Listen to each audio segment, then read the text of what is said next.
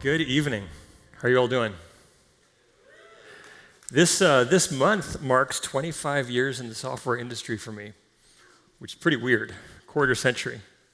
But 9 years ago, I had the uncanny opportunity to meet a couple of Italians who were pursuing a dream. They moved to San Francisco, they rented an apartment by themselves, they cooked me pasta, and they called me Uncle Sam. And that was Augusto Marietti, who you know as Augie, the geek sniper, and Marco Palladino, the CTO. So when they invited me to come and give the closing keynote for this event, I was beyond privileged. At the Open Source Business Conference, which some of you might have gone to back in the 2000s, the last keynote of the day was called The Footnote, and it was very special indeed.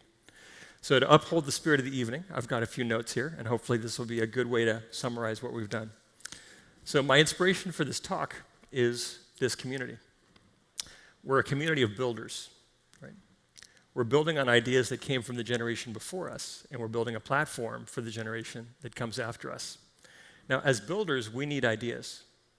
As builders, we need tools. As builders, we need customers.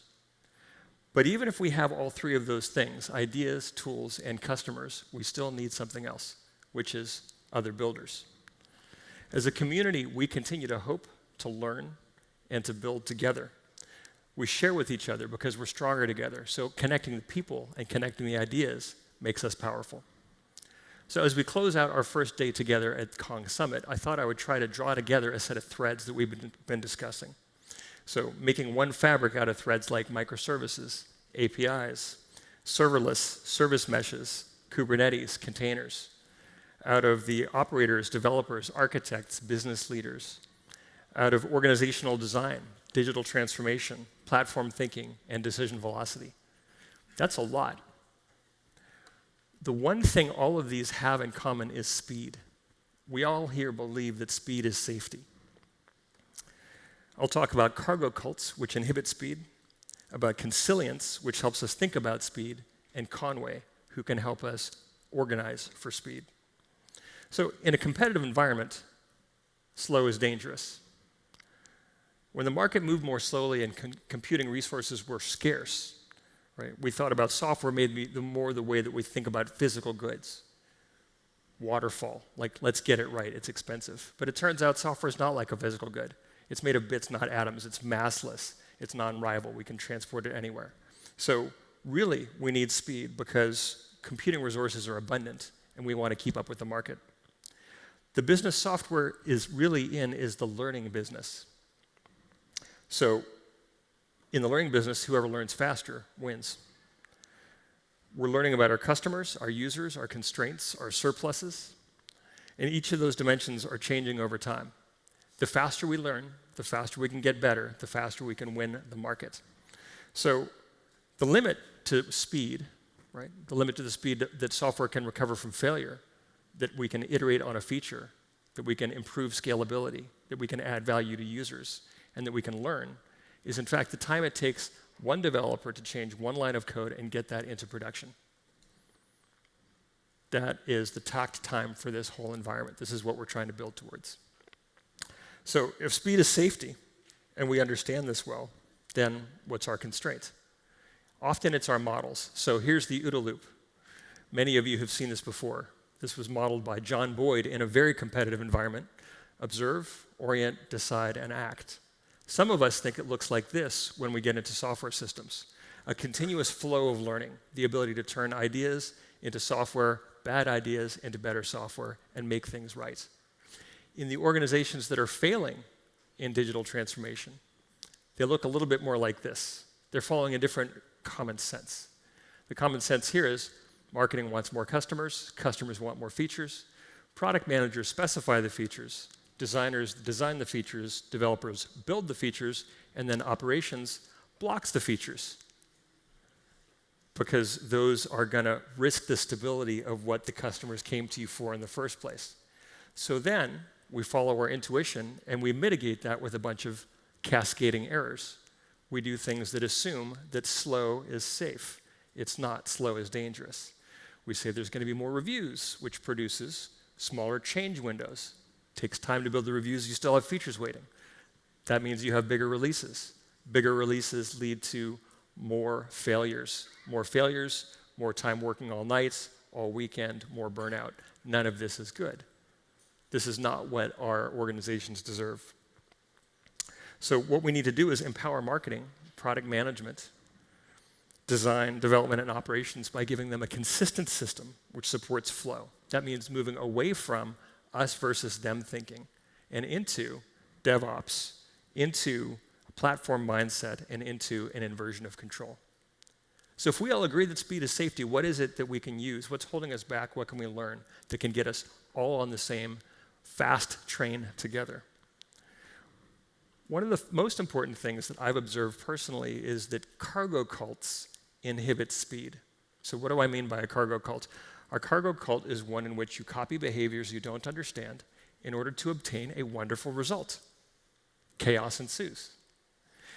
I'm inspired by Richard Feynman's 1974 commencement address to Caltech, which I'll read out briefly here. He said, "In the South Seas, there is a cargo cult of people. During the war, they saw airplanes land with lots of good materials, and they want the same thing to happen now.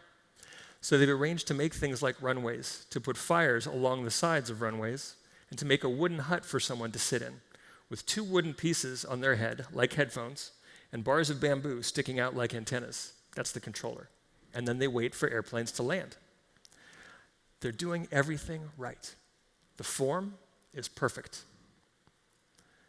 It looks exactly the way it looked before, but it doesn't work. No airplanes land. So I call these things the cargo cult science, because they follow all the apparent precepts and forms of scientific investigation, but they're missing something essential because the planes don't land. You might have seen these. We have Scrum Masters.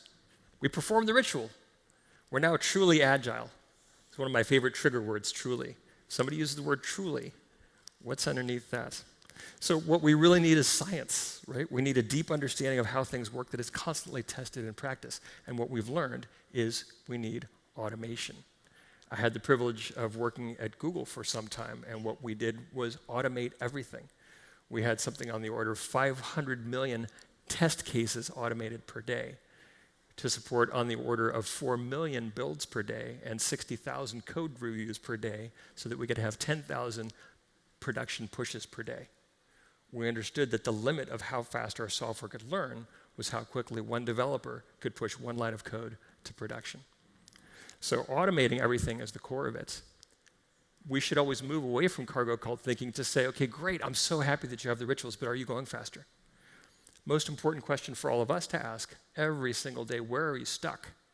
Right? There's a constraint-based theory of capability that is being developed by Nicole Forsgren, Jez Humble, and Gene Kim that you may have heard of. They've written a book called Accelerate.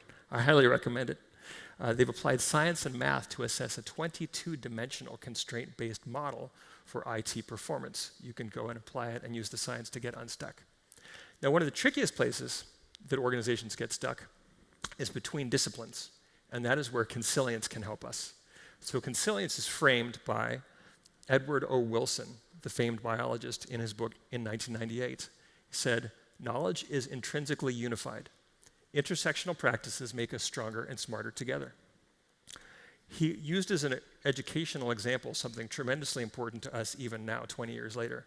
He said, as you get deeper and deeper expertise into each of these areas, the experts find it harder and harder to communicate with each other. So as you look at the intersection of these circles, the less progress we tend to make. And these have issues that are of deep importance to us. How do we put evaluation on forests? How do we understand the ethics of ecology? How do we understand the psychological benefits of living in a green world? In our world, in our technologies of APIs, microservices, service meshes, and serverless, we can start to ask ourselves in a generative way, what are our shared practices? How do we discuss behaviors at the intersection? Perhaps dependencies are a good conversation to have between developers building lots of new things in a serverless environment and the microservices that we have to imagine are serviced by them.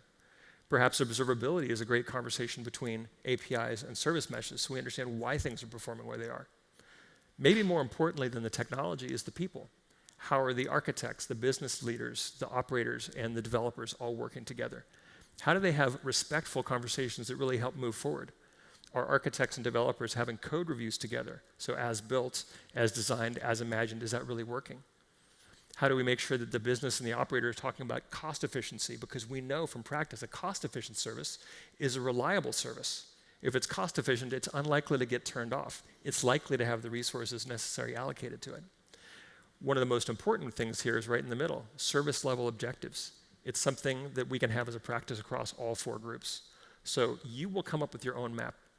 The power here is to borrow the idea of consilience and ask ourselves, how do we make it easier to have intersectional conversations between these different communities that have intersectional overlap? Which brings us to Conway. So Melvin Conway didn't say that this was a law. His peers called it a law. In 1968, in the conversation on modular systems design, he offered the following. He effectively said, you ship your organization. So if we find that you ship your org, right, then you can shape your organization to produce what you want to ship. So a question to ask is, what's your basic unit? Do you think about a brilliant developer, or do you think about highly collaborative teams? If you're on the left-hand side, you are probably stuck. If you're on the right-hand side, you'll be stuck somewhere else. What we often find is that great teams are stuck in bad organizations. If this is a model that reminds you of anything that you've seen, you're not alone. Hierarchies crush the ideas and voices out of groups that have every right to do great work. So if we think that one brilliant person at the top can make all the decisions, we can then start to find things like slow decisions, frustration, a decision backlog, undiscussables, passive aggression. So perhaps you need an inversion of control. Perhaps you can Conway your way out of the chaos and turn it upside down and say what we need is leadership by the most curious. What we need is systems that support lots of high-performing groups acting with high fidelity, with high autonomy, and high alignment. So leadership by the most curious rather than leadership by the most vocal. So speed does come from these small, complete, empowered teams moving at speed. I think the cool thing about how we build software today is our interconnectedness. So the flow of ideas across boundaries, the flow of information across APIs, the mesh of services that support our work. By building up from the smallest coherent units, we can engineer systems that work for the long haul through sharing what we do best, trying to learn from each other, with each other, at speed, together. So with that, have a wonderful night, have terrific conversations, have great drinks, and thank you so much for your kind attention.